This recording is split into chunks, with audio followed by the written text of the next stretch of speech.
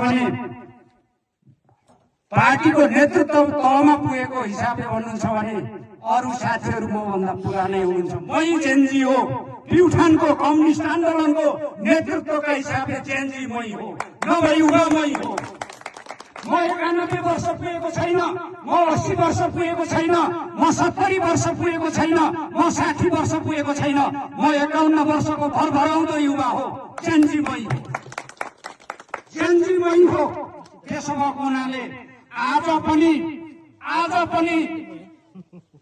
आज पनि हरेक हिसाबले जनताको बीचमा जान सक्ने, जनताको माझमा जान सक्ने, जनताका समस्या छाम्न सक्ने, देख्न सक्ने, भोग्न सक्ने, जनतासँग लडीबुडी गर्न सक्ने, जनतालाई साथमा लिएर अघि बढ्न सक्ने त्यो आँट हिम्मत र त्यो बल पौरा भएको, नसामा तातो रगत भएको नेतृत्वका हिसाबले प्युठानको कम्युनिस्ट आन्दोलनको हिजोको होइन, आजको मात्र होइन, भोलिको पनि नेतृत्वका हिसाबले चिनिने तपाईहरुको उम्मेदवार म यही तपाईहरुका बीचमा उपस्थित भएको।